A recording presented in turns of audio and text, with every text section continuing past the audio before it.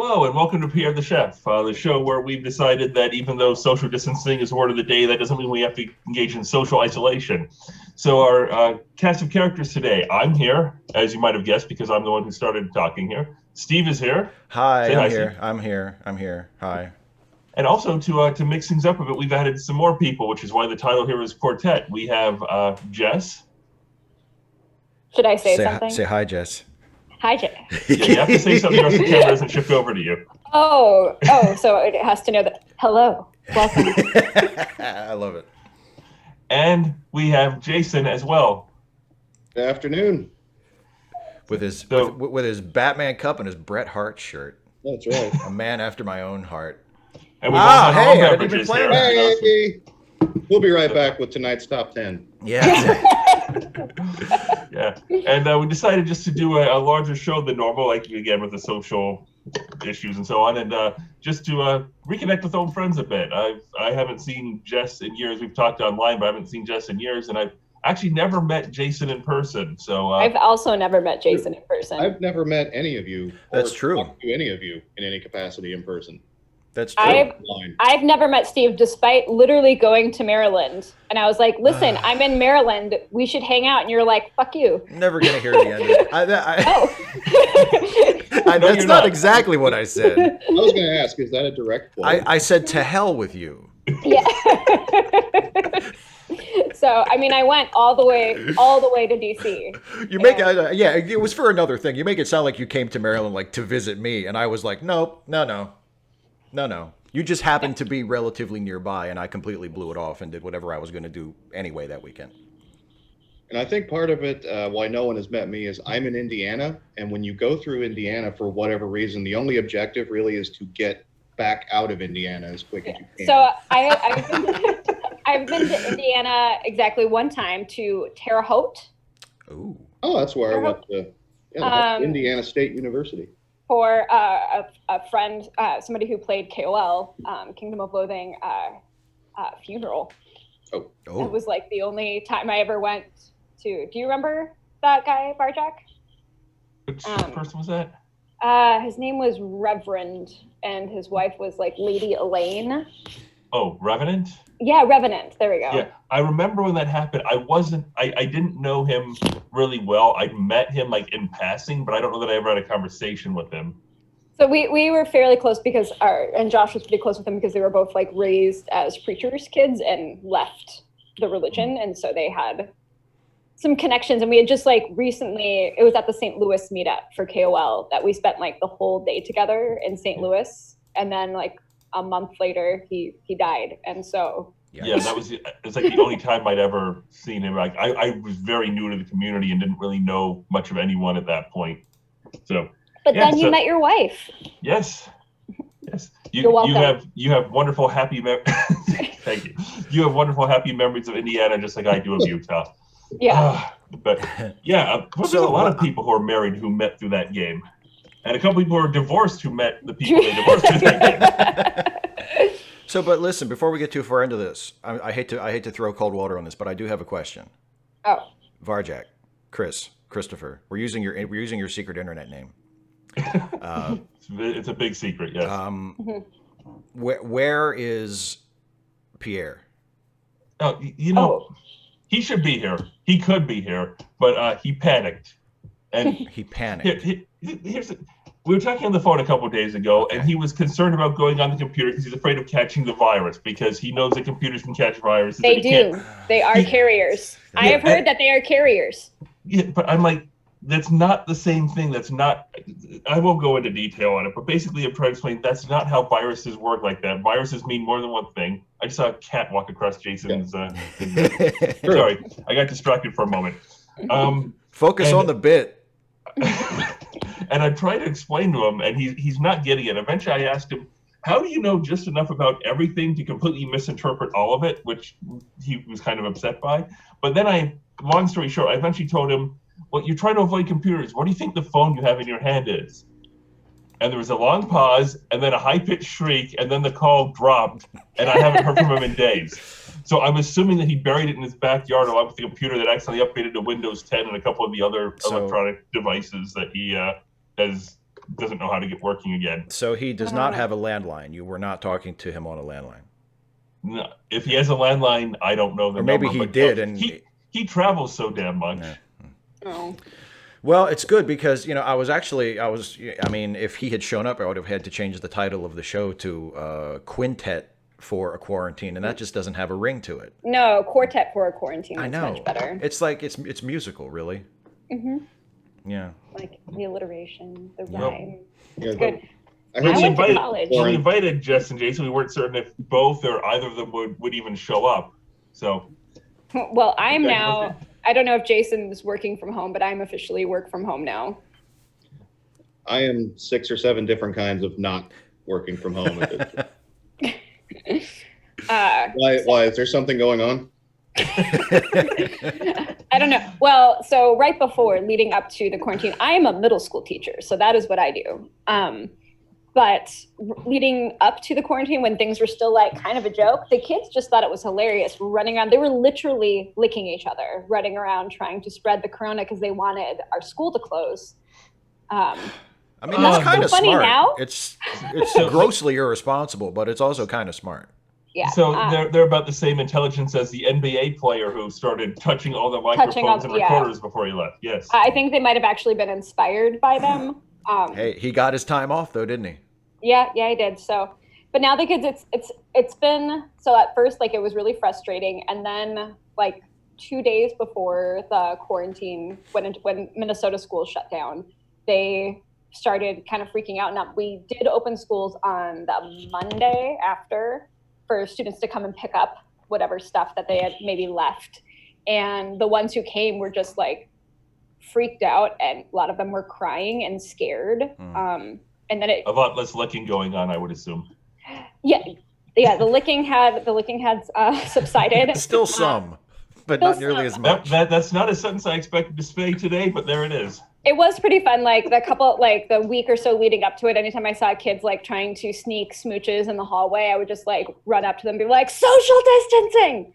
And that was entertaining. I wonder if you would have gotten better reaction had you run up them and shouted, "Plague!" Yeah, they would have been like, what? Wear your plague doctor's mask to class, you know, with the big snout. Well, I mean, it was funny. Like the kids, the last couple days before, because I'm immune compromised, and so I was about to face a very tough decision about, am I just going to quit my job because I'm not going to be exposed to 600 plague vectors every day and then die.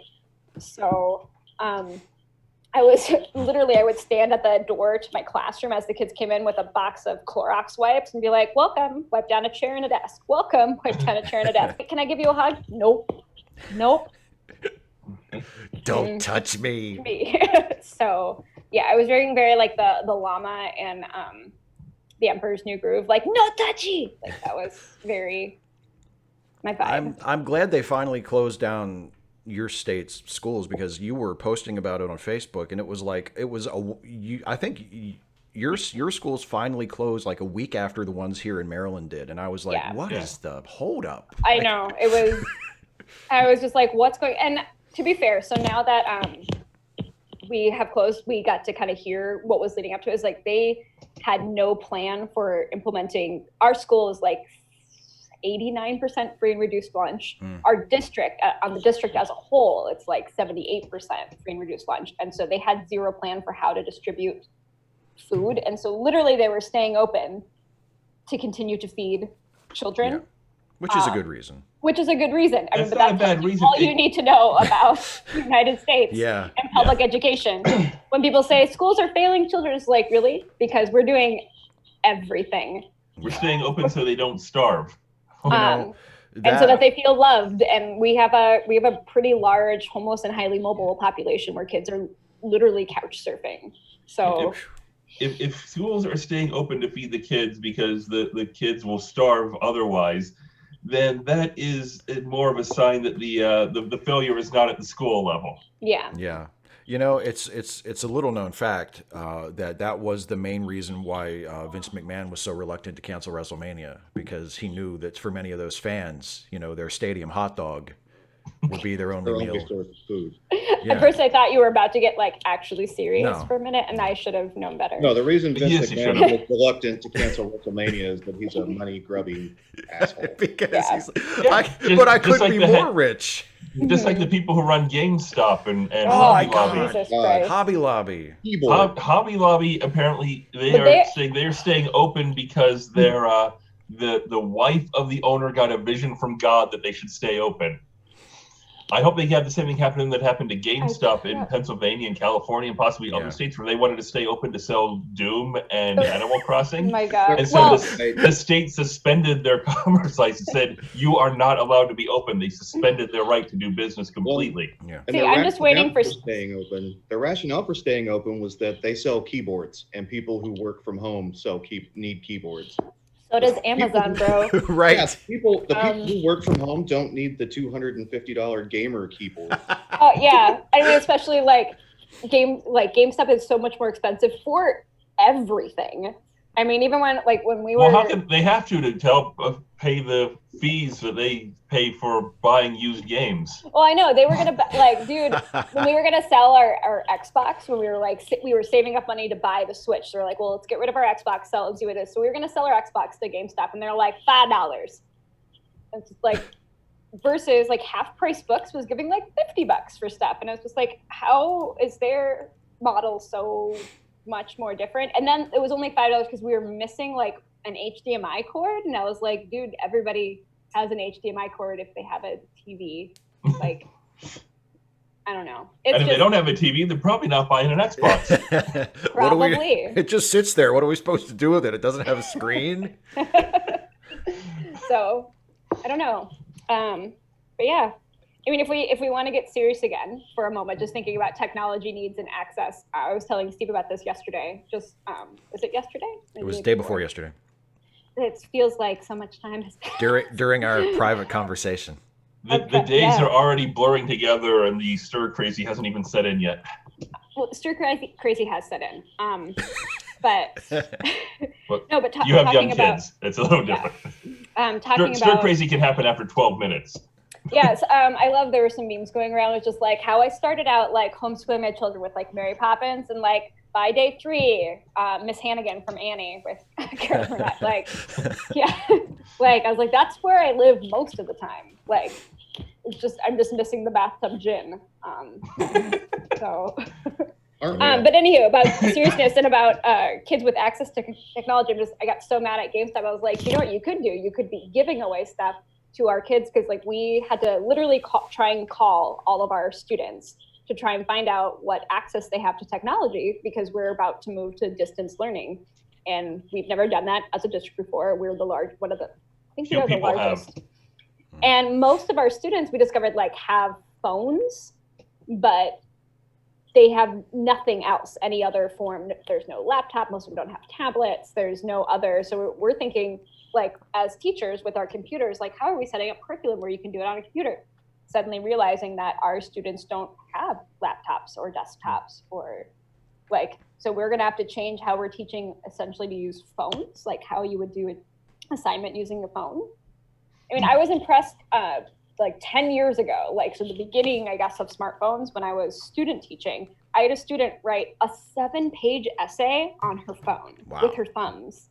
And I was just like watching this happen. And then I took this group of children to the media center for one day for them to work on typing up their papers. And I watched a kid pick up the keyboard with her thumbs, like, and held it like this, thinking that's how she typed on a keyboard versus like this. And I still decided to be a teacher after that. So, you know, but we people were talking in the live stream I did Friday night. Somehow I think it was somebody asked a question, which I know it was because that's how that live stream works, about, you know, how this sort of the pandemic crisis and the quarantine situation has sort of woken some people up to how important it is that, you know, that people have just some confidence that they can have access to the basics that they need for just to stay alive and have some semblance of a life. And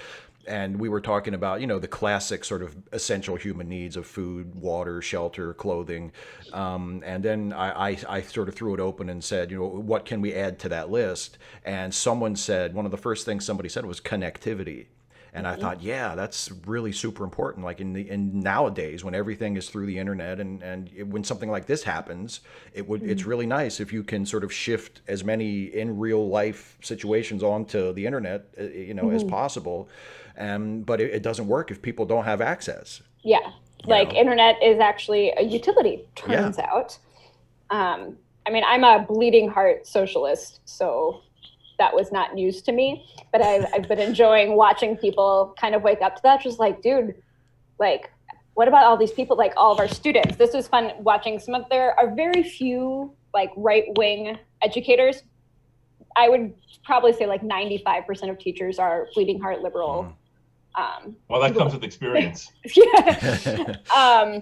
But just seeing them just go like, well, what are we supposed to do with the students who don't have internet? Like, oh, it's almost like we should be advocating for these basic needs for everybody. Like, there are some schools, like Oliver's school is very privileged. He's at a gifted school. They are already as a school on a one-to-one device thing. So every student has a device, has a laptop. At my sister-in-law's school in California, everyone already has that. We don't have that at our district. Our district is really big, and like we just were not set up to do that. And so for a lot of people, it's a lot easier to make the switch, but we as a district and as a state, for the most part, have no idea how to do it.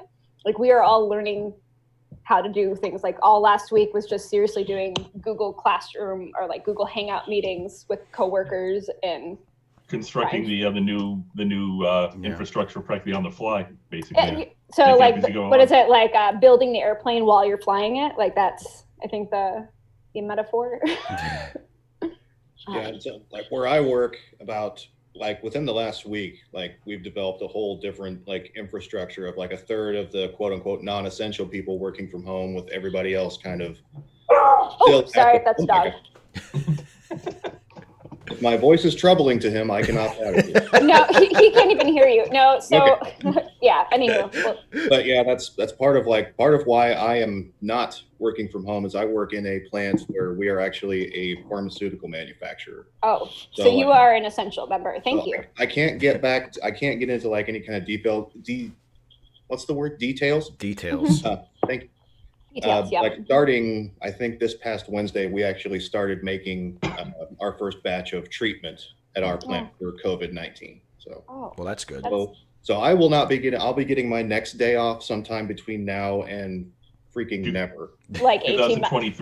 Yeah, 18 months, 24 months. I mean, that's been kind of the hard thing.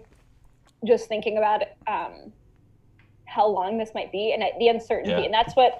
A lot of like the emails I get from students are like, well, how long is it going to be like this? I'm like, oh, baby, I don't know. Like, at the very least, you probably shouldn't expect to be back before the next school year. I mean, the colleges are basically treating it, they say, don't come back. They're treating it like you're leaving and you're not coming back till fall. That's the way you're supposed to look at it. I wish that the district would make an announcement like that, because I feel like that would ease a lot of the anxiety for students if they just knew, instead of just going certainty, like, yes. Because like right now, they actually haven't even officially announced. They said we are in preparations to have online learning, because our spring break is not next week, but the week after, to have online learning. We're preparing for the possibility of online learning starting April 6th. And for the kids, like, it's just, they're like, well, are we or are we not? And for us as teachers, that's very frustrating, because we're like, so I'm preparing online curriculum and also what I might be teaching if I'm in the classroom. Yeah. And that's like hard and a lot of work for very little pay. Well, just as conservatives, clearly you're overpaid anyway, because you're a teacher, right? Yeah. It's true. I feel like a lot of, no, I'm sorry. It's true that conservatives think that. I just realized that I might have, like, the last thing you said was you're overpaid, and then I realized I said it's true. Wait a minute. But it seems like most school districts, they seem like they're treating this the same way they treat whether or not they're going to call off school the night before. Yeah, like a snowstorm. The radio is forecasting a huge snowstorm. Yeah. As if like there's still this thing stuck in their craw, making them think, we still might be able to get 2 or 3 weeks in. It's like, at this point, what would be the point of those 2 and 3 weeks? Like, just call it off. And like, to your point, I think it would give people some semblance of certainty. Yeah. I think that would really help, because that's, for me, and talking to parents too, because the parents, like, the official statement from the district again is that we are preparing for the possibility of online learning launching April 6th. And I think that that's rough on parents too, because they're trying to figure out, like, how long do I need to figure out parents who are still working and have children at home now, who are not technically essential workers, that have to provide childcare. Like, Winifred's preschool is still open. They're one of the few preschools that are still open. And for her, we were very privileged, like, that she could technically stay home. But for her right now, that might be more devastating to her psyche. Yeah. Because she is as I was telling Steve yesterday, like, the most extroverted child you will have ever met in your life. She's a social butterfly. She knows everyone's names and their parents' names when they come in. And at her old preschool, like daycare before this, that had like 30 kids, she knew every kid's name. She knew all their parents. She knew, like, she's just very, very social. And I worry about how much damage that could do to her, to like suddenly isolate her. Like, Oliver's fine. He's like, this is great. I don't have to leave the house. I can just like do Legos all day. Right now he's downstairs doing Lego stop motion. Like, wow. That's his jam. He's having a great time. So yeah, sorry, I'm taking it. No, when you get teachers going, it just goes. I have a feeling like among the people in the country not having a good time, I'm noticing the more news I watch, I have so much empathy for Dr. Tony Fauci. Oh, I know. Oh my God. That guy. So I was watching with my students like the couple days Dr. leading up Fauci to is like, closure. don't set yourself on fire, then looks out and half the people are pouring gasoline over themselves. And he's like, Yeah. oh God. Oh God. But so we're supposed to keep our political opinions to ourselves as teachers. I decided starting in 2016 that was detrimental to my students for me to do that. Because if I continue to say, yes, we trust the president, that would be detrimental to their well-being. Yeah. So, but I was watching a couple of the live briefings and just put them up on the screen when it was a live briefing. And the kids were like, okay, who are all these people? They all know who Donald Trump is. They're trying to figure out who all the other people are. I was like, okay, see this one? This one's Dr. Fauci. He's the only one you can trust. Just listen to him. Like, this is the only one. Like, anytime he talks, we're going to be quiet. When the other people are talking, we're just going to ignore it. You ever watch Mystery Science Theater, kids? We're going to do that. They have said that people suggest that the news network should stop live broadcasting Trump's speeches because there's so little factual information, so much misinformation, that it's a disservice to everyone. It would be better to simply wait until it's over, and then if anything truthful or factual was said, you can play those clips. Yeah. Well, they should have started doing that 3 years ago. Because they were with these people 4.5 years ago. Yeah. It's like, it's always been this bad, right? Like it's worse now because of everything that's happening, but it's been like this the whole time. Because it's actually life-threatening now. Yeah. Yeah, well, it's life-threatening to them because, the whole thing about, teachers and complaining about that and wanting to arm them anyway, and then you have the complaining about the immigrants and no problem with putting people in cages on the border, and then because we have to help our own people, but then you don't want to give welfare or any support to Americans either because they're just deadbeats and thieves. And then this comes along and it affects everyone, and all of a sudden it's this. We can't be political about this. We need to pull together. This is going to affect white people too. Yeah. Right. This is essentially the message. We can't let the white people starve. Yeah. And then you're like, even if it means saving a few black people at the same time, it's a sacrifice we'll have to make. And then you say, all right, well, since groups of people are a really bad thing, maybe we should, take people out of the detention centers down there because it'll run through them like wildfire. And they're like, why would we do that? They're here illegally because they really don't care about equal or politics. They're looking up for their own asses. Because we'll all die, maybe? Is that persuasive to you? I mean, I think I saw recently though an ICE person. I don't know who you. whatever the an ice jerk. An ice jerk was diagnosed, and I was like, yeah, fucking great. Like, we're just gonna watch, like, the other analogy that I heard, that was a really good one, like just like a box of matches down there. That's just gonna take just but a second. I hate to like be regurgitating memes, but like the best thing I've seen out of all this is just a picture of the virus itself. It said, "Nice country you've got there. It would be a shame if something came along and laid bare the inherent cruelty in its very structure." Yeah, because what this is doing over the last 30 or 40 years, everything has been pushed to the limit. They've cut funding for social services. Hospitals are cut down. They talked about how in Canada we caught the pandemic office. But in Canada over the last like 20 years or so, they've gone from like 6 beds per 1,000 people to 2 because of austerity measures and being financially sound. And all that means is cutting everything to the bare bones while all the money flows to the top. And what's happening now is they spent so long doing that to so much. Nobody has any savings because they can't afford it. Everything is so expensive. People can just barely afford to get by.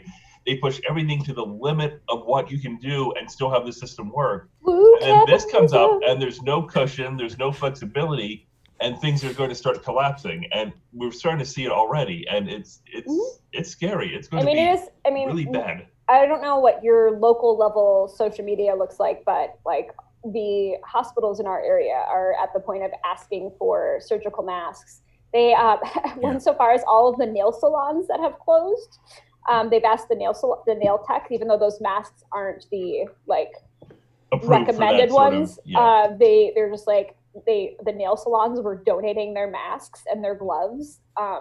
That's where we're at least within my small bubble of the world. We are our hospitals are asking. we are in the richest country in the world. We have hospitals requesting help from nail salons for masks. Yeah. But people are trying to hoard masks because the only way to protect yourself from a illness that apparently originated in China is to buy masks, which are manufactured in. I saw. I don't know if any of the rest of you watched. Although referring to anything that refers to it as like the Chinese virus or making a point like there's some sort of inherent problem there is ridiculous because it came from there, but that's just happenstance. Wherever it originated, it's not that country's fault. Yeah, right. It just easily it wound up being the Greek virus. Exactly. Yeah. And it's just rude. We don't call the president's neckties Chinese ties. Yeah. I mean, that's what they are, but we don't say that. Actually, so I was reading, did anyone read the Atlantic article that came out, I think, yesterday, maybe early this morning, looking at what the actual, like now that they are tracing when some of the actual first cases, not the first cases were reported, but when the actual first cases were in the US, and it was like 6 weeks before one was announced, the one in Washington was announced. So, but about 6 weeks before that, they're like, we're actually finding all of these other instances in which there were people that were diagnosed with some unknown virus, like tested negative for the flu, but had all of the symptoms. They're just like, this was here long before we actually started testing for it. Yeah, well, it's not surprising. I mean, I was not. Yeah, like the main reason why the number of cases I think is exploding in this country now is because we're finally testing people. I mean, like we said, they're still not even exploding at the rate, an appropriate rate, because I mean, I know alone within my small circle, people who have been denied testing because they couldn't have an exact, because there's still, the parameters for testing are still direct contact with a known person. Yeah. The problem is if you're not testing people, there aren't known people. Right. You're not sure. We just know that there are several hotspots within the metro area. Like we had one at a grocery store. A grocery store, a produce clerk who tested positive. And we're just have you handled produce from that store? Is that enough to qualify as contact? So so some friends there's like who are exhibiting symptoms, but because they are mild, because they're not testing if you can handle your symptoms at home when you call the nurse line, they're just like, nope, just stay home and quarantine. So we actually have zero, like those charts, even though like I'm personally keeping a graph because spreadsheets make me calm. It's not actually accurate. we can expect that that's off by several thousands, if not tens of thousands. Okay, somebody needs to let the dog out. Winifred, can you let the dog out? Plus, Winifred, let the dogs out. Who? Winifred, can you please let Rosie and Remy out? We got. Or maybe Oliver will. Can you let the dogs out, please? Thank you. You know, that's what that mute function is for. I'm sorry, y'all. It's okay. This is my first time doing a live stream thing. This is my first time using the internet. Yes, as a person who we met on the site 20 years ago. We've all known each other in one online form or another for 20 years. That's true. Okay, wait. Yeah. So wait, I was 14. Yeah, I was 21 at the time. 14, and I'm almost 36. Yeah, I was 15. I think the first time I logged on there was 1997. Mm-hmm. Yeah, you already had that beard. Yes, true. Yeah, actually, it was. Jess is the only one here without the beard. I was going to say something when we started, and I forgot because it just got so delightful so quickly. But I was going to say to anybody watching, to our parasocial friends. Here are our real friends. Yeah. We're doing a show with our real friends. Yeah, this is, so just going back, I was thinking about, Steve and I talked not yesterday, the day before yesterday. How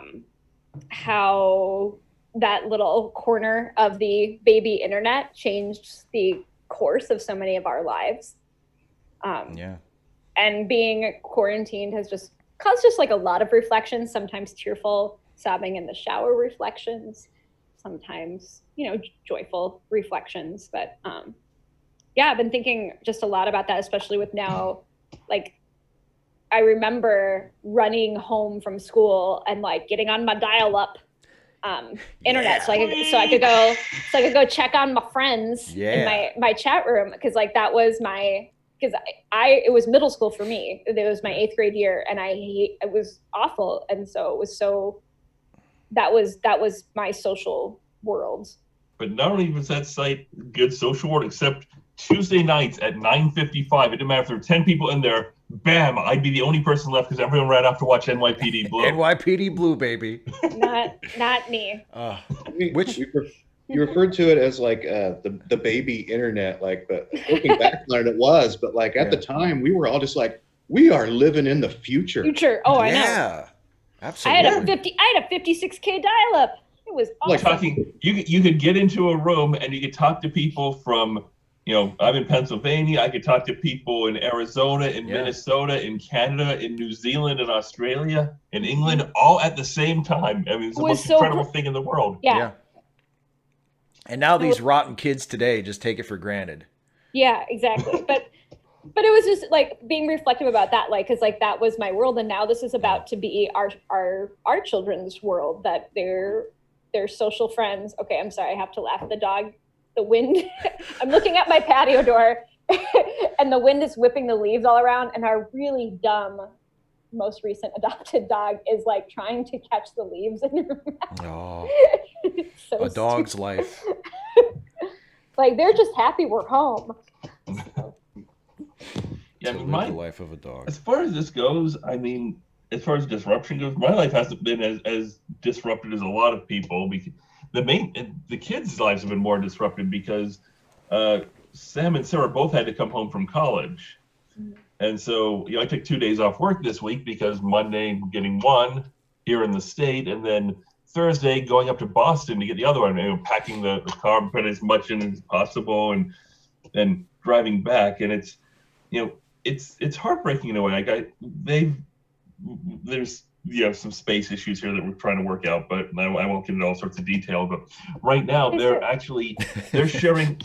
They're 19 and 21 years old and sharing a bunk bed in a bedroom small enough that it doesn't have a proper closet. Oh, how cute! And I was saying goodnight to them, and I looked around and I just felt the need to apologize, even though there's really nothing I could do. Mm-hmm. That this is a situation, it's extraordinary circumstances, the reactions are. You do what you can, and it's. We even got thanked. It's thanks for letting me come back home, and that's heartbreaking in a way because of course you can come back home. Although there's some people some parents who wouldn't do that, wouldn't go that far for some reason. And I try not to take it personally, because honestly, if I were them, I wouldn't necessarily want to come back home either. No. I mean, Sam hasn't lived at home in 2.5 years, and all of a sudden she's sharing a room with her sister, and it's and so you can tell there's sort of the frustration, not being able to go out and do things, not having the freedom, and so you don't take it personally when you try and talk to them. They have a look in their eyes like, maybe I can find a tree fort somewhere, because it's just the reaction to the circumstances.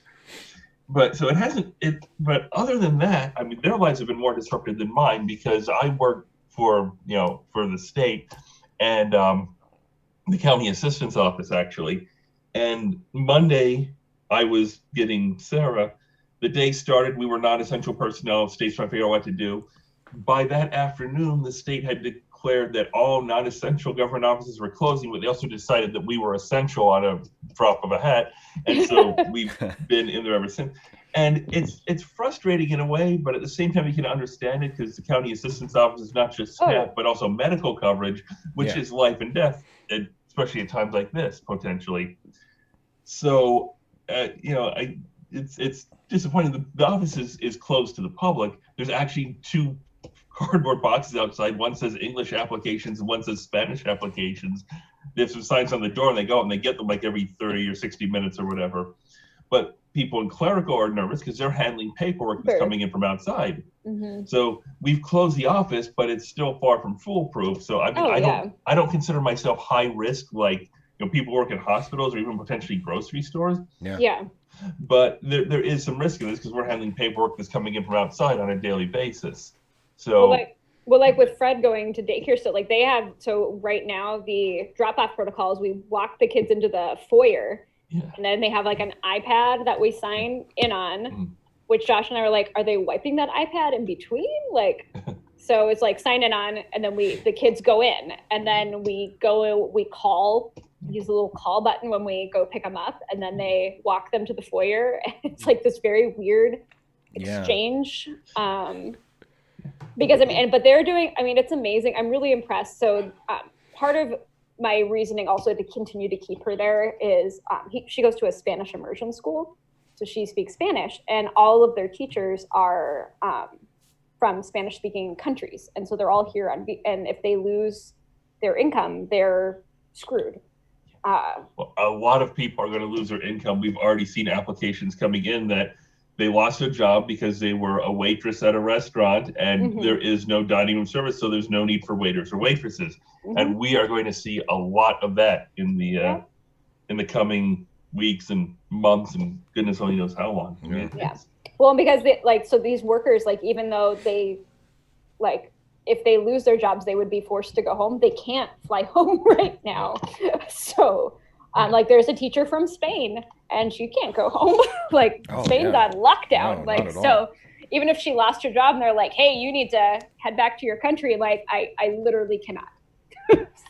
Hey, Jason, keep cranking out those drugs. Yeah, really. All the drugs. The ones I don't bring home for my own personal use. Oh. Yeah, but I mean, there's nothing I like more than diabetes medicine. It's just so good. Yeah. But I'll tell you though, I think the most baffling and to me the most frustrating thing is the people that I still cannot get across to them this is a big deal. This is important. And I've still got I still talk to at least 3 people a day who I hear them say, I don't see what the big deal is. It's just like the flu, isn't it? And we pushed that narrative so long that it took hold, and now it can't be shaken now. Yeah. Yeah. We had to try and explain to some elderly family members, just listen, they don't close Disneyland for fun. Right. Not if it's not a big deal. Or for the flu. Disney is closed, y'all. Yeah. There are no professional sports. They're all on hiatus for who knows how long. And actually, this actually worked for somebody with me the other day to drive home how serious it is. Do you realize there is no WrestleMania this year? At the Performance Center, there is, my friend.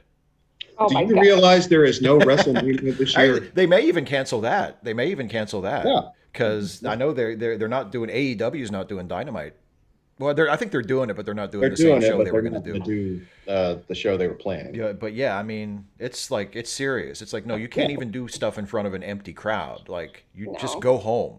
Yeah, I have been enjoying Jimmy Fallon's show from home. It's been like him with his children at home. I was like, I feel like thanks. Like had like the Hunger Games solidarity. Yeah. I've seen a couple of Colbert's things that he's done too. He's been showing like interviews that they taped before everything went on lockdown, and then he's introducing it with new monologues that he like does on his phone. I saw one from like his porch or whatever. He did one from his porch. He did one he did one in a bathtub. So that's groundbreaking. Trevor Noah's still just doing stuff from his couch. Yep, he's still like roam around the house, man. Get creative. Yeah, well, I really wanted to go move in with Jimmy Fallon's house. The slide. I need a slide in my house. Everyone needs a slide in their house. I would have a Pee-wee's Playhouse if I could afford it. Yeah, well, we keep thinking about. I'm more scared of the people who aren't scared than the people who are, because the people who are scared are going to be sensible. The people who aren't scared are going to play the role of Typhoid Mary. Yeah, like my middle schoolers walking around licking things at each other. You've doomed us all, children. Thank you. I don't deny it. I'm scared. I am scared, and it's not like it's not a crushing terror every minute of the day, but I am scared. I mean, this is big and it's dangerous. I don't know when I'm going to see my parents or my grandmother again. I mean, my parents turn 63 next month. I don't want to go over and visit them. My grandmother turns 94 in May. I'm sure so I'm not going up and saying hi to her. Yeah. You know, I don't know when I'm going to see members of my family again. So my parents live fairly nearby. Josh's parents live in Georgia. And we keep wondering, like, at some point, are we just going to, like, combine biomes and just move in to one house together to, like, forever, how long this is going to be? Because I don't know. Like, I feel like at some point we're going to have to. I don't know. Like, it also depends on what you can manage financially as the economy starts to crumble and disappear under us. Yeah, I mean, Josh is like him right now. He's worked from home. He works for a marketing company. Who knows how long that's going to be? I mean, teaching. I'm assuming teaching is going to stick around.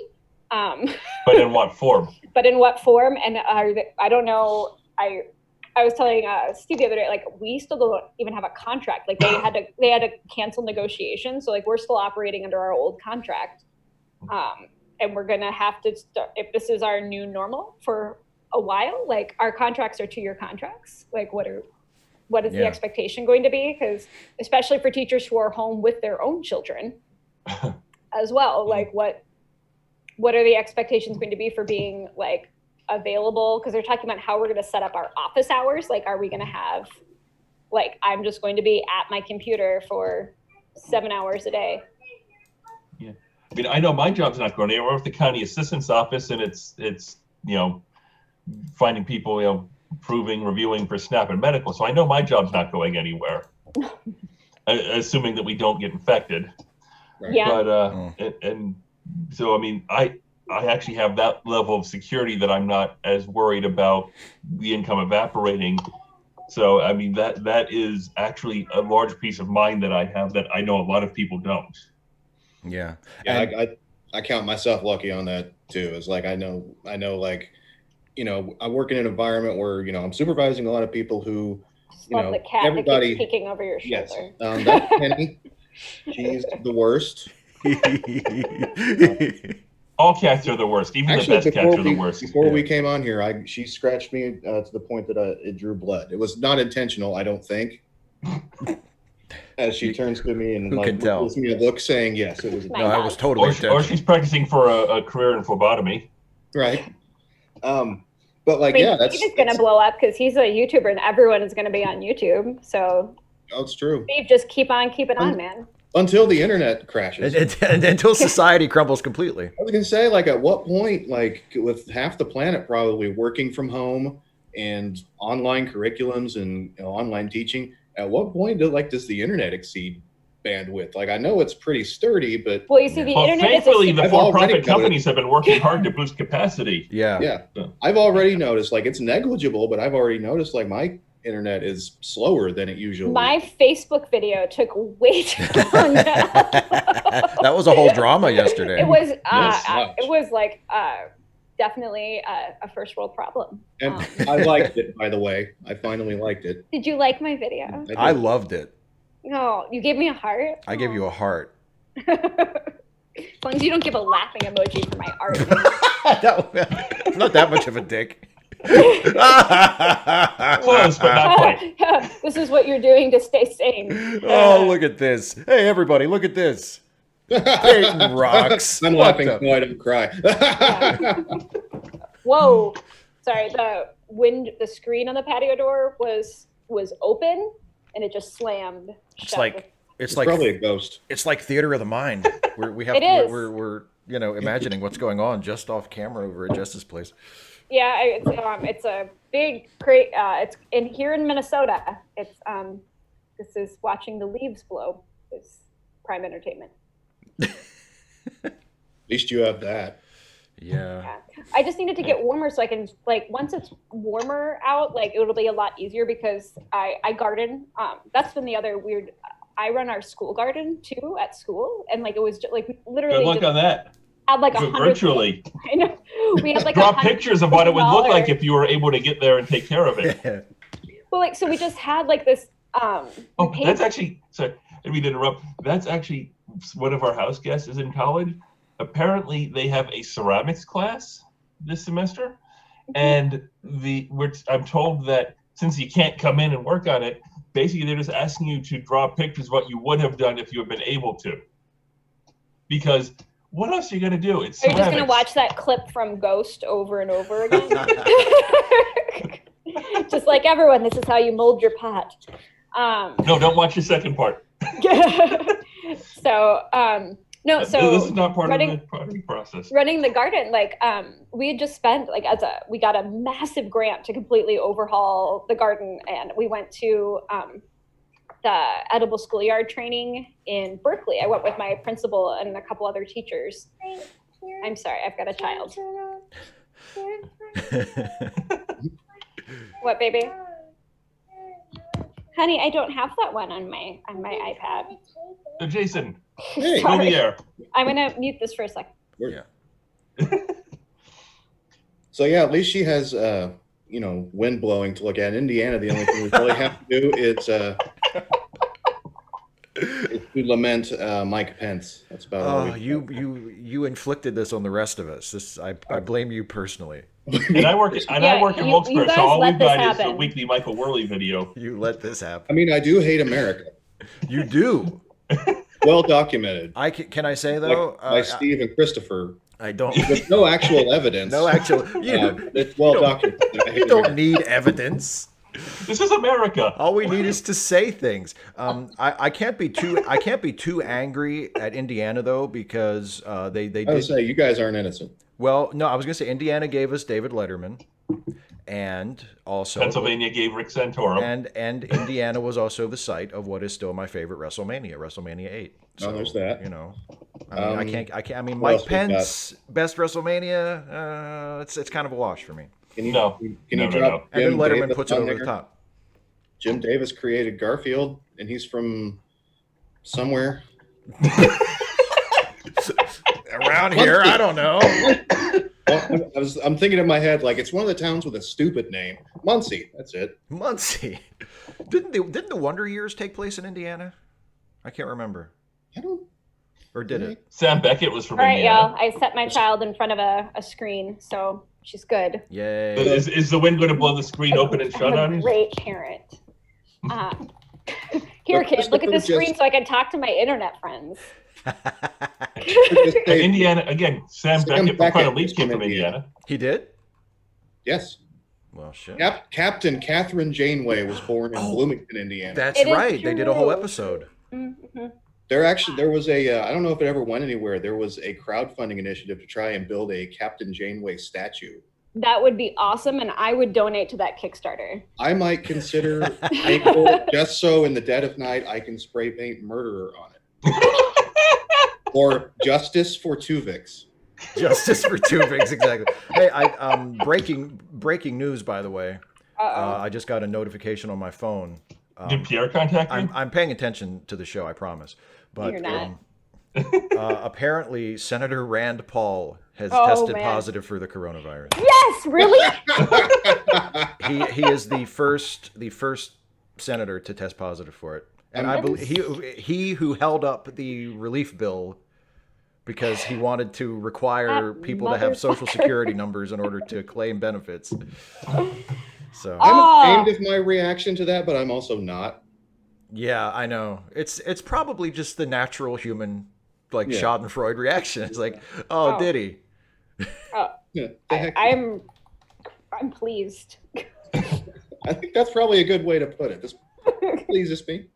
This pleases me. I mean, it's like if people are going to get infected, at least these people are getting infected too. I know. Sort of the we were talking about like just putting like a dome over Florida. Like just it's fine. Just take it out. It'd be a very oddly shaped dome. You make it round, it's gonna. You put like a condom on Florida. I do think that needs to happen. Like just regardless of coronavirus. Yeah. I've been saying for years we need to isolate Florida from the rest of the world. Is the option still there to give it back to Spain? Can we? Yeah. We'll give you a deal. Like you can have it. Okay, what do you want? Nothing. Yeah. I like they said. Just take it. Florida is so messed up that if the choice were an ice cream cone or being set on fire, the vote would be 50.1% to 49.9%. Yeah. That's. You know, I've said for a long time that at least in southern Florida, where a lot of the land is reclaimed swampland, we're not even supposed to be there. Yeah. Nobody's supposed to live there. Like, don't worry. If global warming continues and the sea levels rise, there won't be anyone there. There won't be any South Florida. The Earth should reclaim itself. The Earth will solve the problem. So speaking of the Earth reclaiming itself, having watched 12 Monkeys again. Because that seemed like an appropriate response. Although it looks like that all those stories about animals coming into cities were fake. From what? Yeah. Oh no, that's a shame. I was hoping the monkeys were going to take over. Yeah, I had told people about the dolphins in the canal in Venice, and it turns out they're not actually there, which is disappointing. Yeah, man, I want the animal kingdom to rise up. I do. I'm all for this. Literally, unless it's like a child, any single time I see an adult being attacked by a wild animal, I take the side of the wild animal. Yeah. I don't feel bad for them at all. If it's a kid, especially if they're a hunter. Especially if they're a hunter. Who go into the zoo enclosures. Those ones are. It's like, what did you think was going to happen? And then they shoot the animal to protect the moron. I'm not saying they should shoot the moron. I'm just saying maybe let nature take its course. Yeah. I even get like upset, like because where the town I lived in previously was like rural to the point of like it was practically a parody town. Like it's something that could exist on a sitcom, but like it was the county. That's where they held the county fair, and that's whenever they did that, they would do hog wrestling, and that always disturbed the hell out of me because it's real. Yeah. I never viewed it myself because no, like literally, like it's actually real. Like I thought that was just something that they make up. No, that's a real thing. But like what always got stuck in my craw is like those animals have no way of differentiating. Oh, this is just a human having fun wrestling. Right. They can't tell that apart from oh my god. Wait, humans are wrestling the hogs? Humans are the hogs are not wrestling one another. It's human on hog wrestling. That would be even worse if they had somehow like given reason for hogs to have grievance with one another. You should have heard what that hog over there said about your family. No. I was told that somebody at graduate high school had said that she'd been in Arizona. She said down in Arizona they actually give a week off from school for the rodeo. Wow. You got to give the people what they want. You know, at some point, if like nobody's showing up to school and where is everybody? Oh, they're at the rodeo. You know what? Sounds about right. Them a week.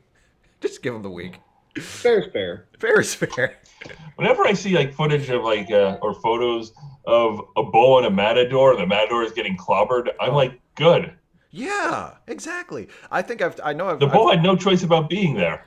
I know I've mentioned this before, and I'm sure I've mentioned it in a video before, but there's the video from, it's been years and years ago now, but it's like the guy who is being attacked by a deer, and the deer. Oh, the hunter and the deer is just on his back legs. Is just stomping him. Stomping him, and I love it. And I love it because to hell with that guy. And also, there's a person recording that and not helping him.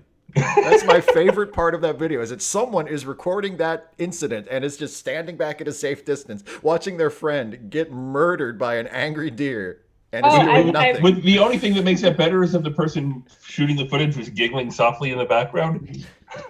I just missed everything that just happened, trying to prevent a meltdown in my. Were you successful?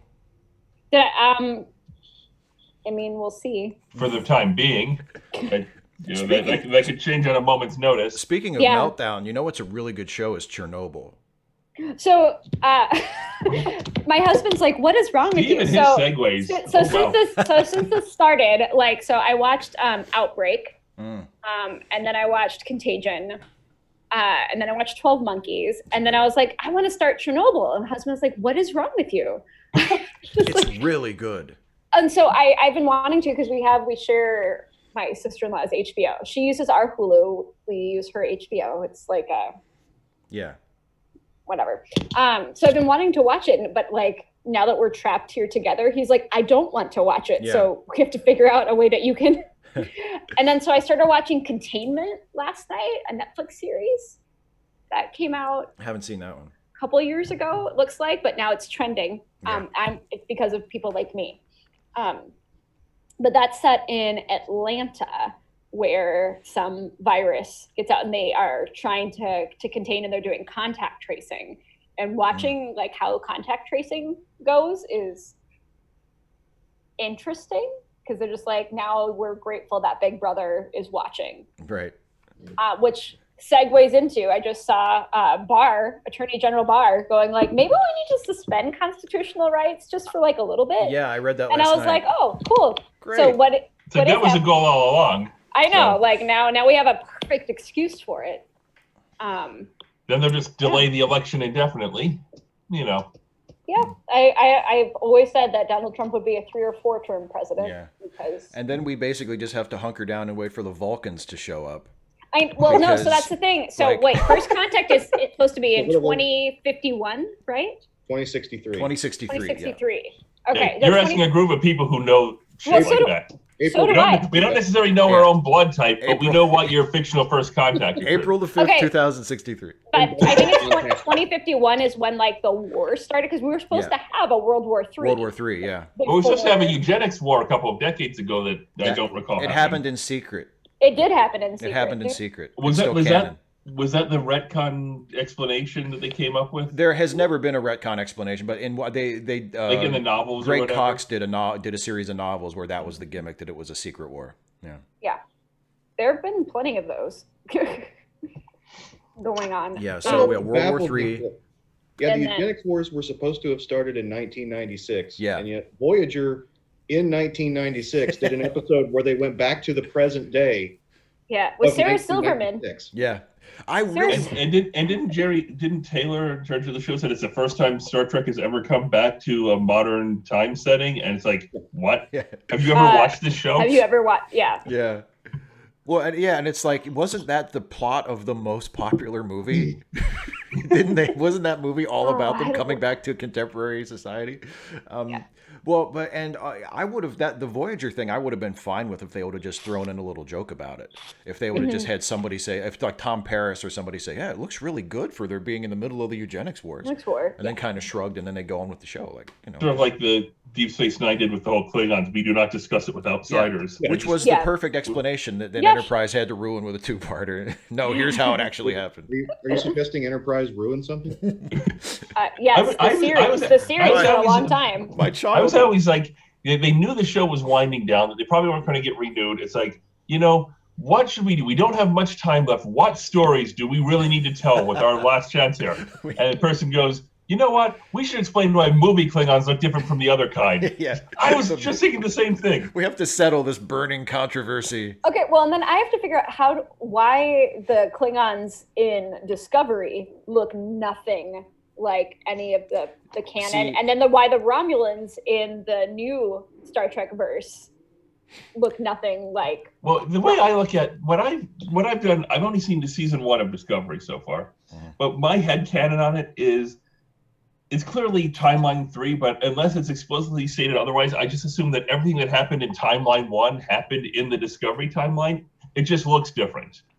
And that just clears it up. It doesn't explain how the races change. Like, the race wouldn't change. I blame the Enterprise Klingon explanation for this a little bit, because they insisted on providing an in-universe explanation for something that we all know was just because they changed the makeup.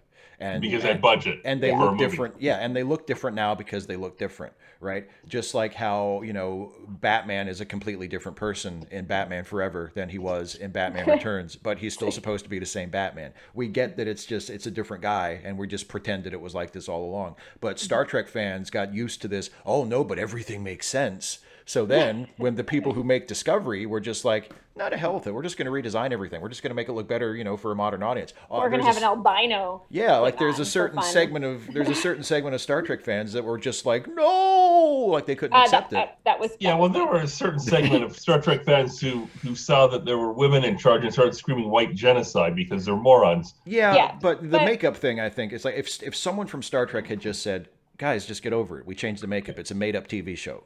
Like it looks this way now. Excuse me? Like, Jess, it looks this way now. This is just the way it looks. It's a made-up show.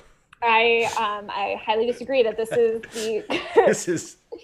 I will say this: if you watch any Star Trek Voyager, you know that the series is not a fine science documentary. Hey, I accept everything that Voyager is. It's all good science. It's all good science, especially that episode where they turn into salamanders. Yeah, like Warp 10, the Slipstream drive. This is solid science. Solid science. And wasn't it only like 2 seasons later where they explicitly stated that nobody's ever exceeded Warp 10, even though they did it themselves? Like they practically disavowed their own episode. Yeah. Tom Paris is sitting over in the corner with his arms folded petulantly, like. Yeah, don't they have to get Warp C10? They hit that in Voyage Home.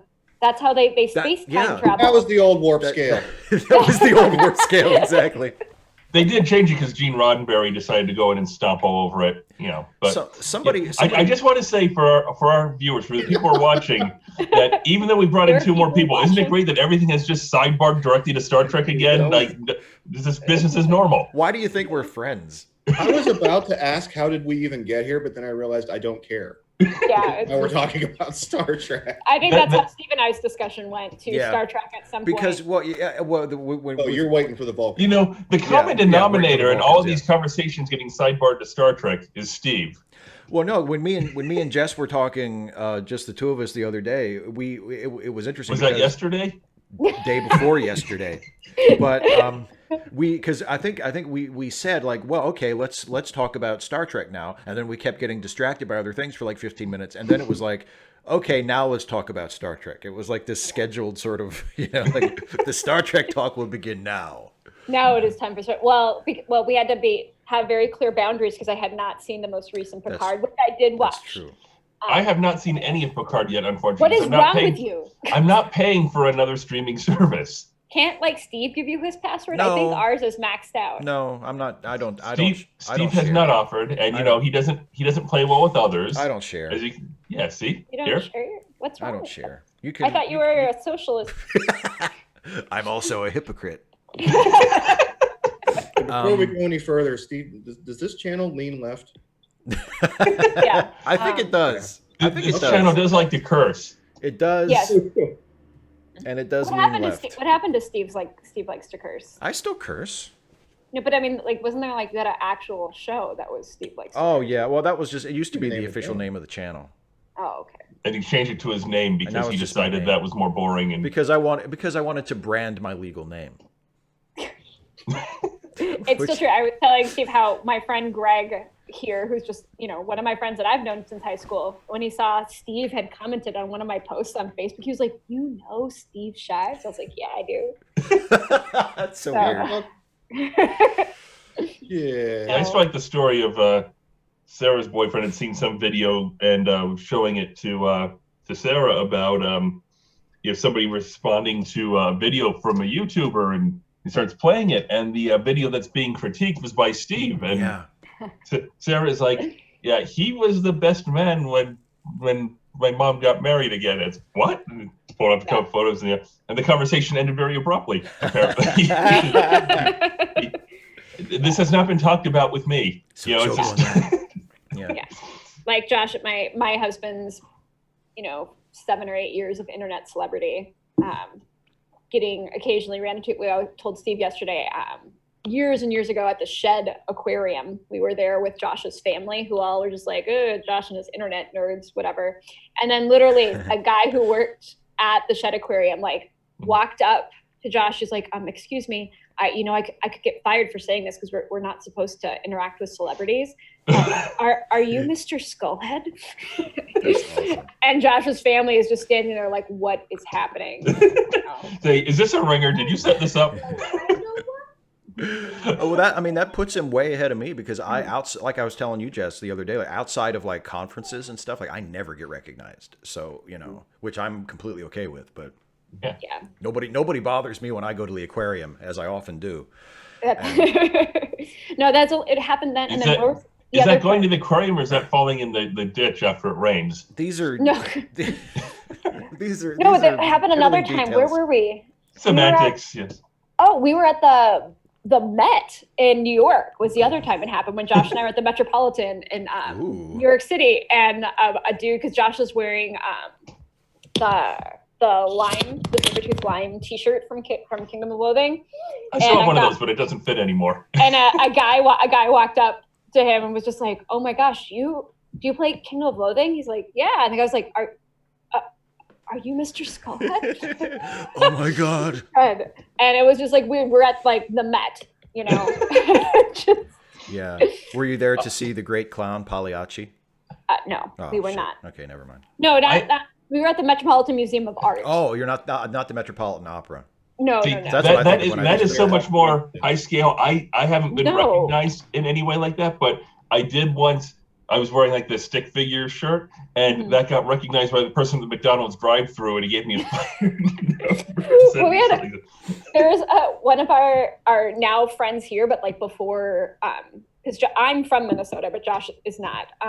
So before we had moved back to Minnesota, or I dragged Josh to Minnesota, one of my friends sent me a picture of some dude that had the Skull and Martini guy tattooed on their neck from Kingdom of Loathing, and we're like, who is this guy in Minnesota who has this Kingdom of Loathing tattoo on his neck? And then we met him at a MC Frontalot show. I got to admit, I don't have any tattoos. Have never thought of anything that I would want on my skin for the rest of my life. I have a lot of tattoos. And that's fine. I can't think of anything that I would want. It's just a personal thing. It's just art. Why do you hate people with tattoos? I'll think about wanting a tattoo, and then I'm in the same boat like Christopher is. What would I get? And nothing seems important enough to just put there and be there forever. I'm super excited. So my tattoo artist, whenever she gets to tattoo again because they're closed, her boyfriend though is a massive Star Trek nerd, as is she, and she's been working on this amazing sleeve. She's got Deep Space Nine there and a Klingon warbird, and she just had outlined the Enterprise. Oh, cool. It's pretty bad, and I was just like, why have I not put an Enterprise on my body? Of all of the tattoos that I have, why don't I have one? And I actually, so now I'm considering which one? it. Original, the refit, the later TNG, ones, the reboot? The Enterprise D. TNG. The Enterprise D. Yeah. That's the Kelvinverse Enterprise, which is probably the ugliest of them. I would not get the Kelvinverse. I've got a little model of the D on my desk there. We have a Christmas ornament of that, and we also have a Delta Flyer. Is it the original Delta Flyer, or is it the one that they just rebuilt in between episodes like it was no big deal? Like they did with everything else. After they blew it, they did a whole episode we're gonna build our own shuttlecraft, and then it got blown up, and then 2 episodes after they came back for the new season, they were like, oh yeah, let's try out the new Delta Flyer that we. This is the Delta Flyer's cousin, played by the same actor. So I've been thinking about that because there are 2 tattoos on my back, one from when I was 16, that are just looking jacked, because it turns out when you're 16 and your skin is all nice and supple and you haven't had 2 children, and you weigh 100 pounds, turns out after a while, those don't look as good anymore. So they need a cover up. Not because I don't like the art, but they just look jacked up. And now I'm thinking like that would be a perfect spot to put the Enterprise. Yeah. So I would have a tramp stamp of the Enterprise. Now you're talking. I feel just says who I am in a nutshell. I'm going to get... As much as everybody hated like the Discovery Klingons, I think my favorite freak out from Discovery was, that's not what the Enterprise looks like. I know. I thought the Enterprise in Discovery looked amazing. I loved it. I love the bridge. It. The bridge is amazing. The bridge, yeah. Again, I still haven't seen it, but even that little bit that I saw, and I saw like the first episode of the season, it was on YouTube for a while, the first episode of season 2. Yeah. And it looked like a logical progression for the Enterprise, whereas the movies, the Kelvinverse, it looks like they threw something together that had the vague shape but nothing else. I like the Kelvinverse bridge though. I enjoyed. I like the white, that aesthetic. Transparent. Yeah. I always felt bad for like whoever got tasked with like the people in the design department. Somebody was like, "We want you to redesign the Enterprise." And you're like, "Oh shit, man! People are gonna kill me." But it has to look new. It has to look new, but not too new. It has to look like the old Enterprise, but not too much like the old Enterprise. Right. That's a big problem. I understand the Star Wars movies have had. Like, you can't do the music to sound like that because it doesn't sound Star Wars enough. It's like, well, what the hell are you supposed to do if you can't? Just leave me alone. I have loved in Picard. So are Steve and I the only ones who've watched Picard? Or Jason, have you watched Picard? Okay. Oh, great. I'm going to spoil everything Christopher's for you. the only one who's not cool. It's true. Somebody won't share their password with me. I would, but it's my mom's password. And I don't. You're always asking for handouts. Yeah. I can get socialist scum. Pull yourself up by your bootstraps. Pull your CBS All Access password up by your phrase is supposed to be completely ridiculous because it's impossible to do that by definition. Yeah. But anywho, so one of the things I have enjoyed and that Oliver actually caught before I did, my son who's 11, was the little bits of music. Like the first time 7 of 9 shows up, there's like a couple of strings that Voyager of the theme song in there, and like there's towards the end of the credits in the beginning, there's a little melody that's hitting the TNG. Yeah. So like just those like subtle things I love, and like I actually really like the Picard theme song. Me too. At the ending of a couple episodes, it plays the theme. Yeah. I've noticed a little, and I forget what, it was one of the more recent episodes I thought, where there was just a little tiny hint of like the classic TNG. Yes, there was a little like catching those little. I love those. We heard that in the background, so now we got a copyright claim problem. Yeah. CBS Viacom is not screwing around. Those rocks that I've been painting, because I put music in the background. They're like YouTube just says, because I put in there like I don't own the rights to the song. I do own these albums, but they're like, you cannot monetize this because it has copyrighted material. I was like, I don't care. Can I just have it? Like, can I just put the video up, please? I just want to put the video up. Like, you can't monetize this. Like, I'm not here to monetize my art, man. Like, I'm not a sellout, man. Yeah, man. Fight the man. Jason, have you been selling your art for money? Yes. I don't know what a what left field question is, but yes, I'll sell just about anything for money. I love though. There was a article. That's why you have 0 kidneys now. There was an article floating around though on like this like urge to monetize your hobbies. And like then that makes them not really hobbies anymore. And it's not talking about like being a sellout, man, but just like I don't think I would enjoy doing some of the art that I've been making. Like I've been doing botanical illustrations and then the mandala painting, that I've been doing embroidery. But I did sell a couple of embroidery things just because somebody asked me. They're like, "Hey, could you make this for me?" And I was like, "Sure." Like everything else though, I've just made and I've given away. Like all the rocks that I've been painting.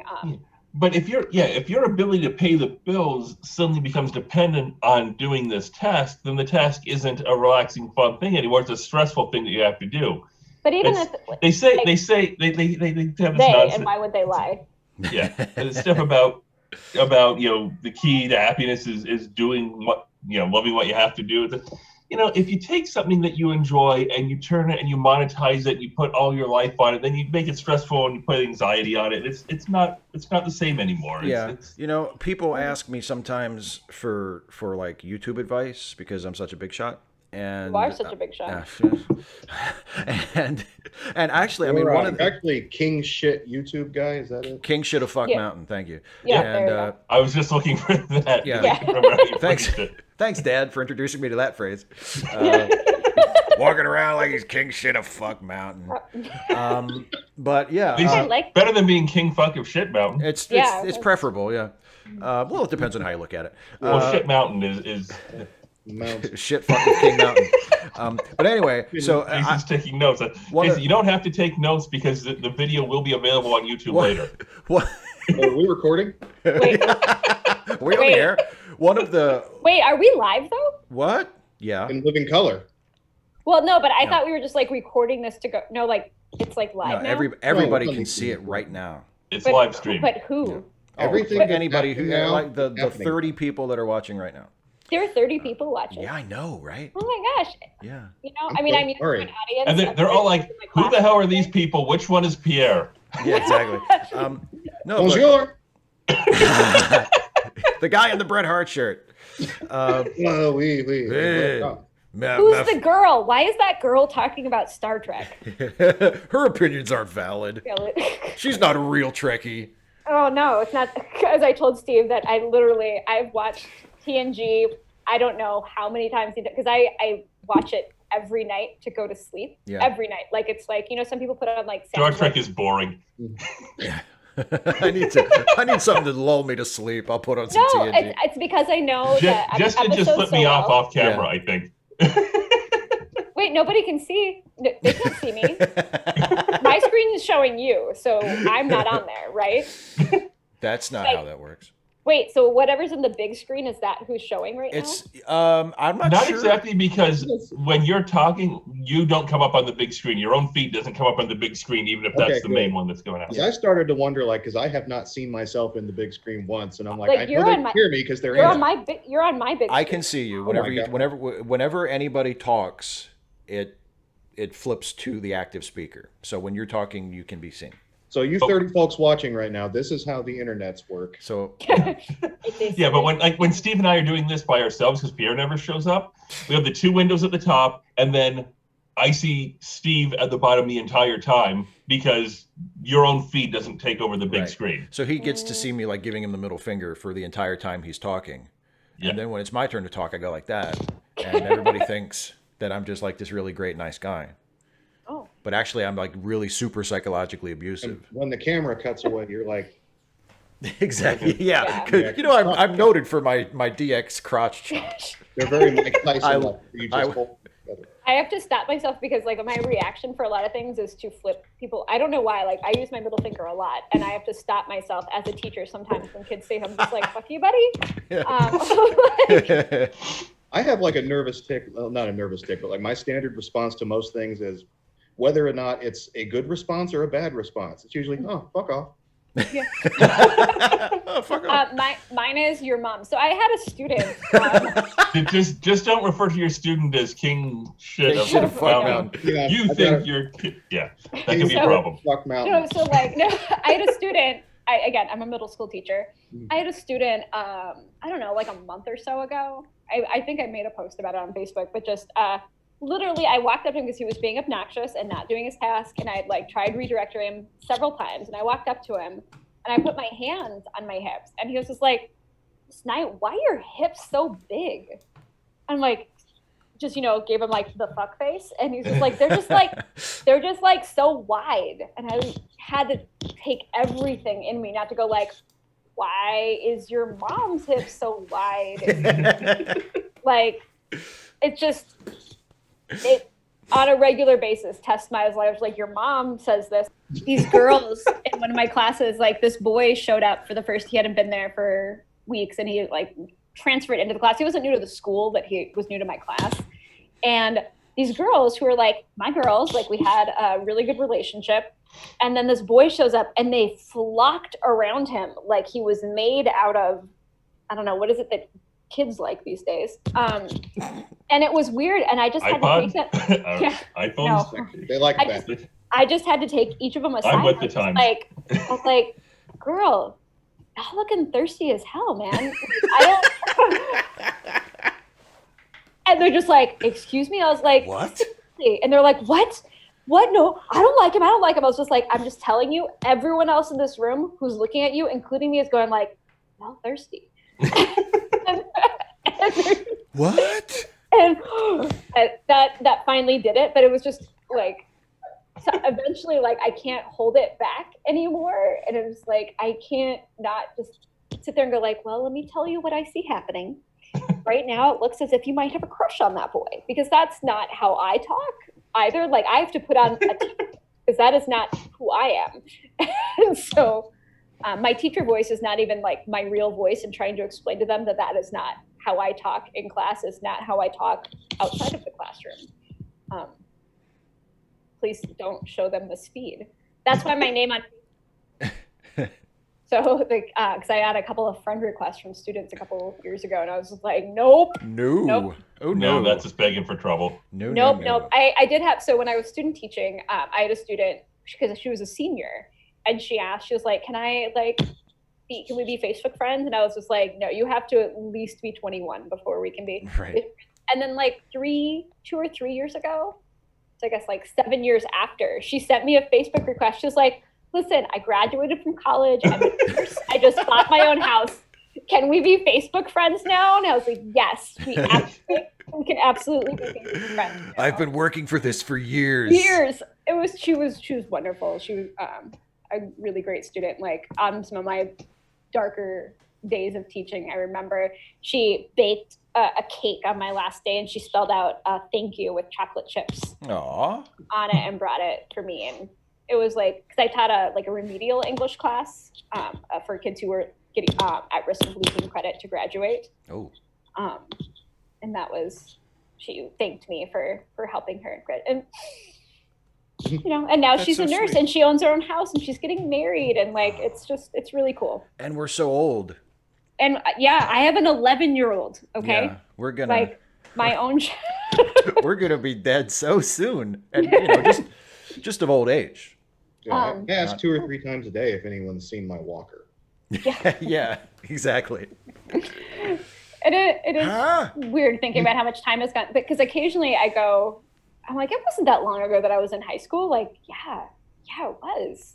Like, it's weird. I don't think about it, because I see my high school friends so often. Like, we're still very close, which Josh finds very weird, because he's very happy he never runs into anybody he went to high school. Oh, I'm totally with him. I'm with you. But my high school, like, we are all, like, our children play together, and like, that's still our main social group. Are people, like, all the dudes who were at, like, me, I was the girl, and then all my male friends in high school, and now they have wives, and when we have parties, my husband ends up hanging out with the wives, and I go hang out with the guys in the garage.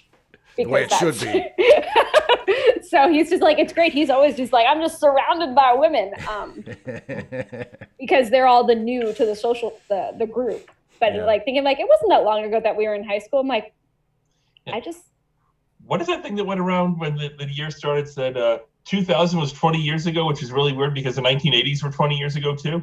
Yeah, exactly. That is exactly how I feel. Like, it's weird to think about. I mean, like, Josh and I have been together for 17 years. Yeah.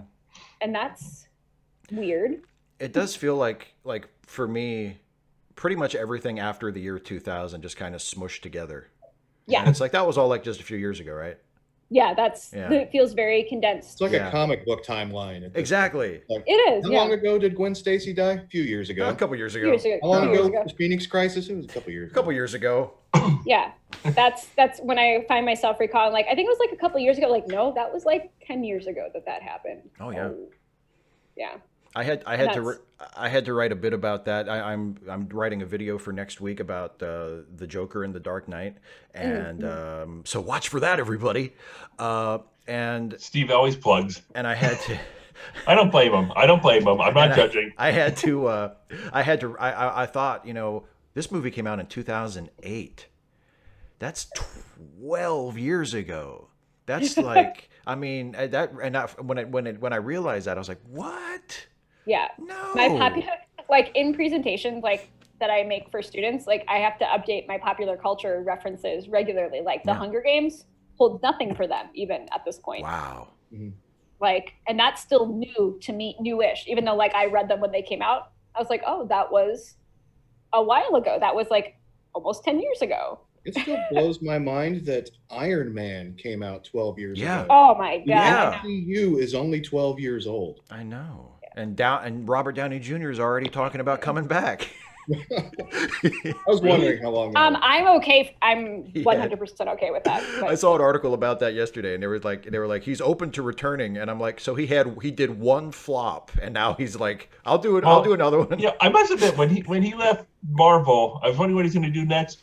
Doolittle, where he's up with a bunch of CGI talking animals, was not the direction I expected him to go in. I really enjoyed him. That seems like an odd career choice. And I mean, I'm not him. I don't know what's going on. You know, whatever. You know, if that's what he wanted to do, great. But it just seemed like a very odd direction to go in. Well, plus people talking about like, wow, it's so surprising that Robert Downey Jr. might consider coming back to Iron Man. I'm like, it's surprising that he likes money. Yeah, right. Like Disney backed a dump truck full of money up to his house, and he said, "Okay." That's how they got Sigourney Weaver back for Alien 3. They sent several railroad cars full of $100 bills to her house and asked her to come back, and she eventually said yes. I just love every time Sigourney Weaver shows up in anything, like in the Ghostbusters reboot. In the post-credits scene is just like one of my most favorite moments. I like that movie, and I don't care. I liked it too. I thought it was really funny. Kate McKinnon is like. Yeah, I thought it was. It really made me laugh. I really enjoyed. Like we quote that far more often than I find. Like especially like it's too loud. and I'll just say this: one thing it had going for it for me is way less Dan Aykroyd. Yeah. I'm never going to complain. If you reduce the level of Dan Aykroyd in my life, I'm never going to complain. If anyone ever wants to know, like, why is less Dan Aykroyd a good thing, check out Nothing But Trouble. Oh, God. That's Dan Aykroyd unleashed. Too much Dan Aykroyd. Looking over his shoulder. Yeah. Too much Dan Aykroyd. Both one of my favorite and least favorite movies. My dad was taking some classes at the time, and the teacher mentioned the movie and goes, "Did I miss something?" And so rented it, and we're like, "Wow, what the hell was that?" Debut of Tupac. Dan Aykroyd just can't let anything die a natural death. No. I'm sure. Go back to I'm sure that at some point he has a 180-page script for a Bassomatic movie somewhere. Oh God! But Dan Aykroyd though, isn't he like a cab driver in the reboot? In the reboot, yeah. But he's like, you know, it's like Chris Carter. The same thing. It's like, just let it go. You don't know what you're doing. Just go right. Just stop. I mean, to be fair, like I was super excited with when the X-Files was getting a reboot because I remember like that was the episodes that Chris Carter didn't write were generally very good.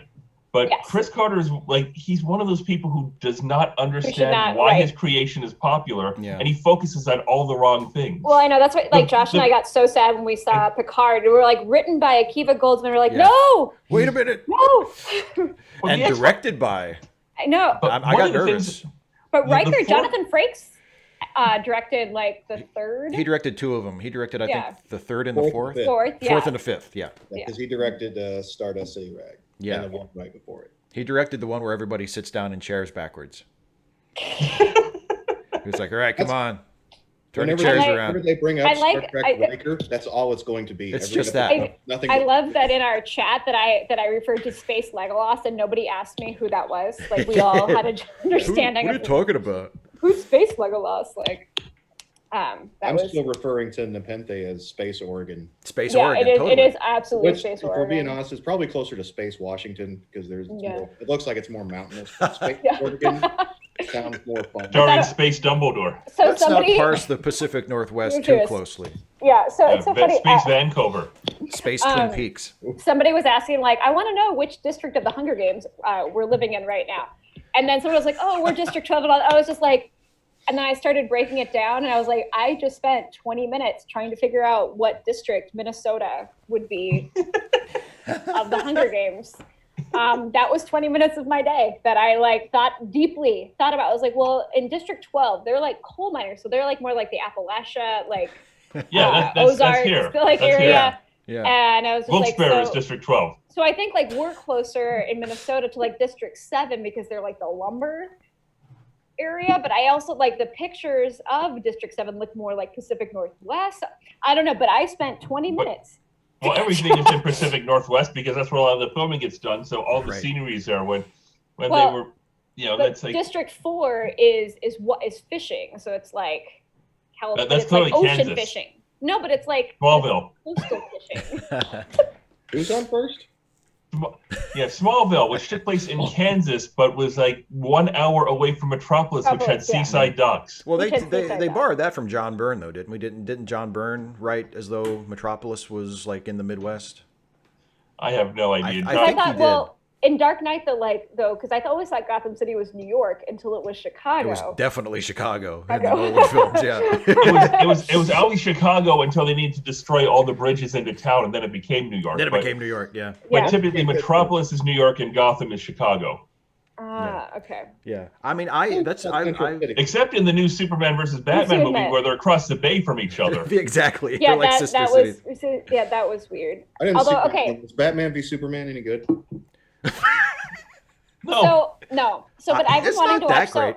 I love Wonder Woman, but you can very much tell the difference between the direction, how Wonder Woman is portrayed, and how just like the film angles. We talk about the male gaze. Oh, big time. Like Justice League, Wonder Woman is completely like sexualized, and in Wonder Woman, she's a human being. And so we just noticed that too. We went and saw. Well, the DC Harley Expanded Universe movies have generally, the goodness of the movie is inversely proportional to the amount of Zack Snyder involvement in the movie. Yeah, well, so we just went and saw, not just, but a couple weeks ago, saw the new Harley Quinn, The Emancipation of Harley Quinn. Birds of Prey. And it was it was so much fun. Like, I'm not going to say it was like an epic movie, but it was fun. Like, it was,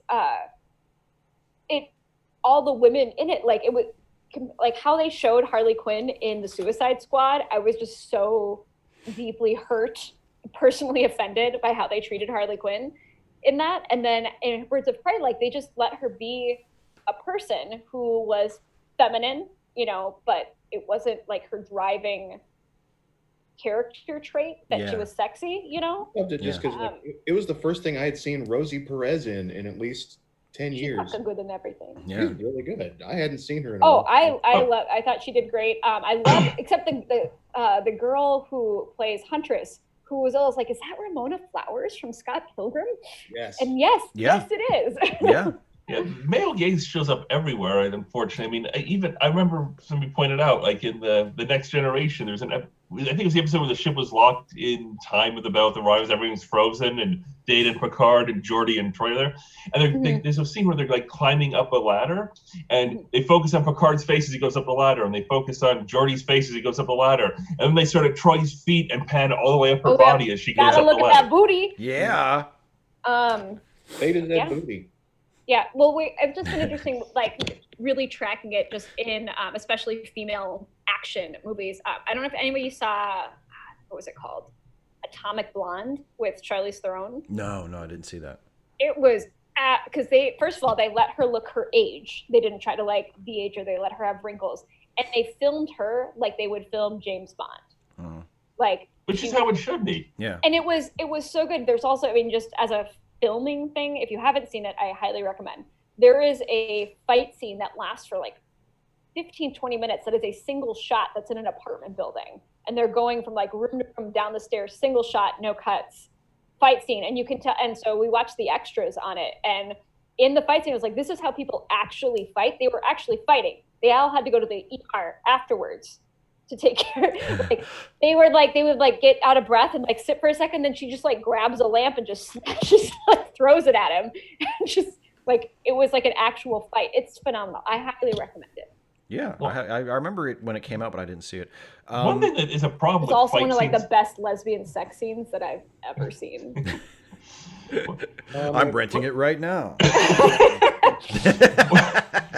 Jason, speaking it's going of to be male online. gaze stuff, Jason's on his phone like that is a atomic female, blonde. but it is a female gaze of like how, that's what I mean when I say it's like the best lesbian sex scene I've ever seen. It's like filmed as if it were a regular sex, and not like film like, let me get underneath here with the camera.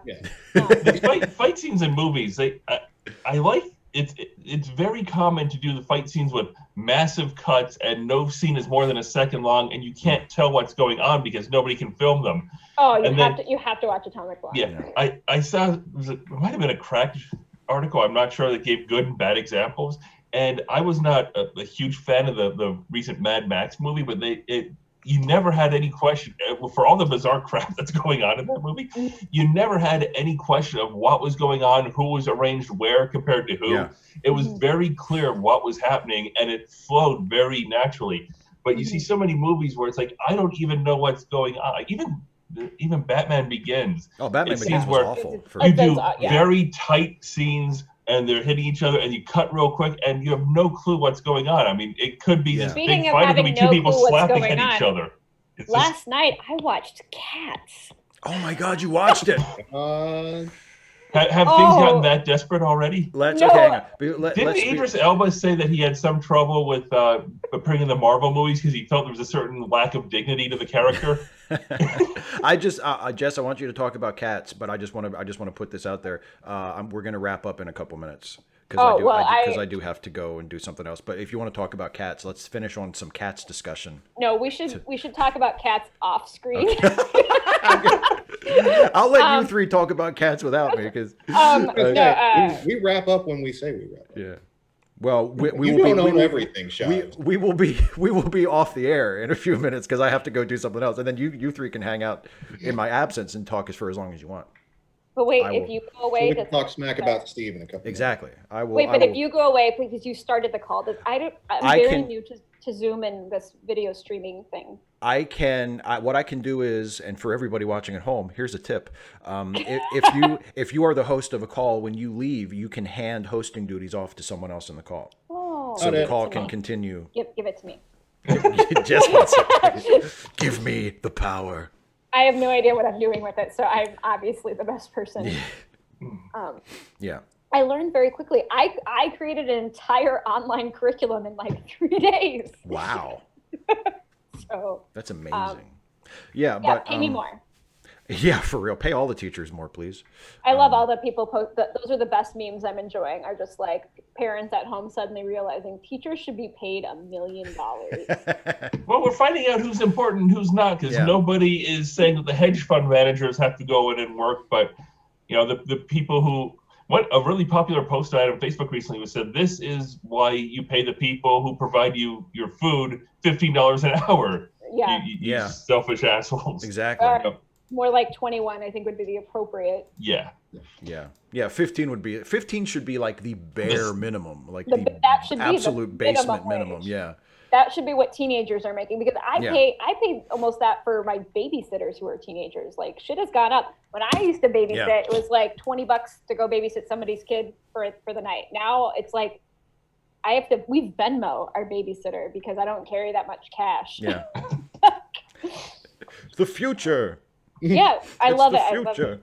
Okay, so let's call this to a close as far as the public goes. Can we do this again? I would love to do this again. Should. We absolutely should. We could Thank you guys for inviting us. Oh, of course. We could do this. I had no idea this was a thing. I thought you just made shit up. Yeah, well, you had mentioned, it was mentioned on Facebook, you talked about, you and Steve were talking about doing like a video call. And I was thinking about this, and I had that thought, like I mentioned at the beginning, about, social distancing, but not social isolation. Like, so Steve, hey, maybe we should invite some other people, and mention the two of you. And it's like, just because you, I think, are my oldest friends. That I'm still like in touch with. I feel like that's there's a certain gravitas that I'm not going to live up to.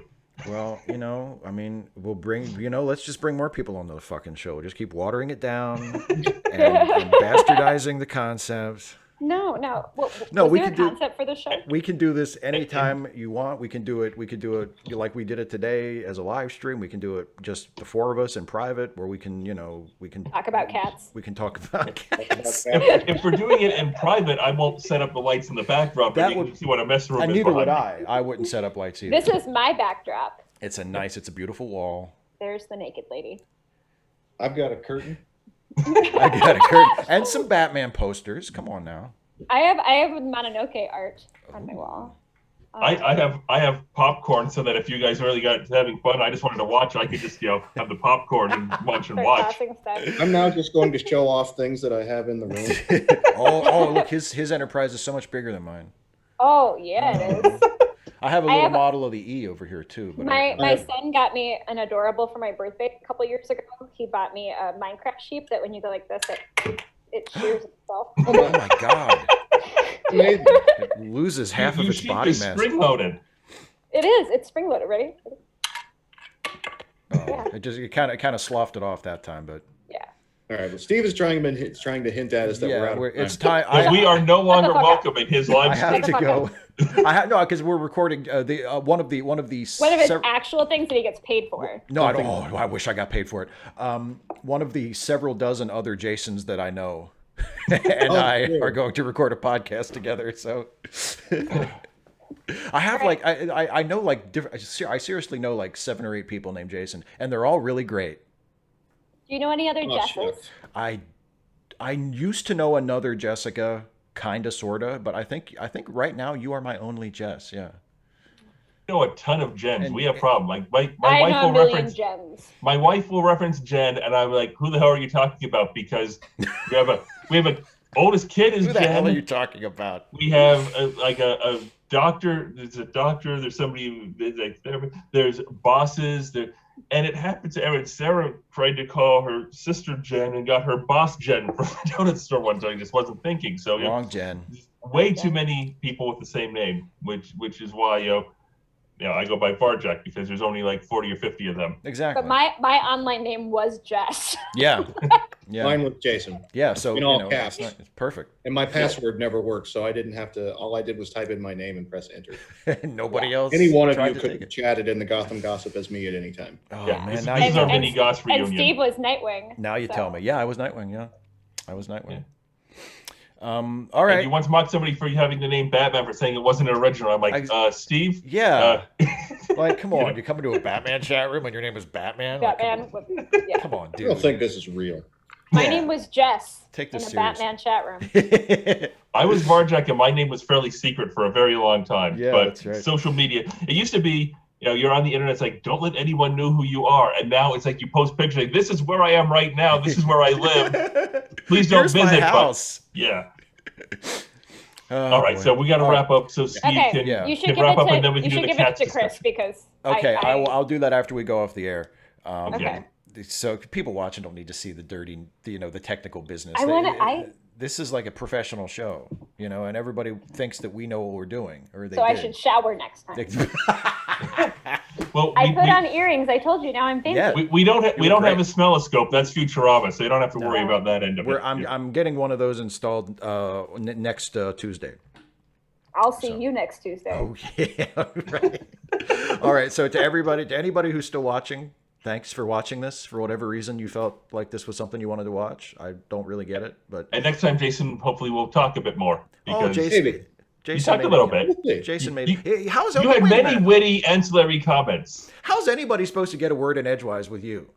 I get With that me? a lot. With you? With me, Yeah. I mean, With I'm you? the one who Oh, talks sure. a lot.